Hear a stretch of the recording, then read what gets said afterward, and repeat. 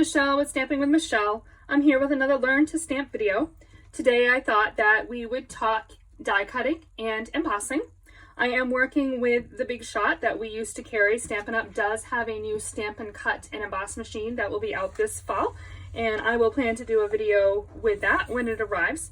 But for the time being, this is what we're working with. The sandwiching is roughly the same and will translate. So let's go ahead and get started. So let's talk about the parts in the machine. Of course, you've got your machine itself, and then you have your platform as well as an adapter. And then you would have your cutting plates. You can see my plates are very well loved and used. Those are the basic components, and when you're working with it, you're going to layer and sandwich according to the needs of what it is that you are working with. For embossing, Stampin' Up! Has two different types of embossing folders. We've got our standard folders and the 3D folders. The 3D folders are thicker, and the impression that you get out of that is a little bit deeper. You can see this particular folder. This is one of my new favorites on this card here. If I tilt it, you can see that lovely layering, and then of course I've also got some die cutting on there. So when you're going to emboss, you're going to put your paper right into the folder, and then you would be able to run it through. You do not need the thin die adapter.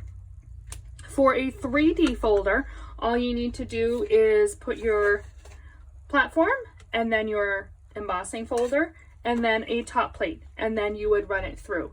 If you're using one of the standard embossing folders, then you would have to put your plate on the bottom and then your folder and then the top cutting plate and run it through. Now I will tell you, if you're working with the older Big Shot, you may need to add some shims. Stampin' Up! Started producing their own embossing folders, and the thickness is just slightly different than the ones that were produced by Sizzix. And so you might need a couple of sheets of cardstock or typing paper. You want to experiment and see what you need to get that thickness just right. When it comes to dies, that would be this component here. Then the process is similar, but you do need your thin die adapter, and then you're going to put your bottom cutting plate and then your cardstock, and then you would take your die and you would just position it right in place like so, and add your top cutting plate, and then you would just run it through the machine. I'm gonna reach over here.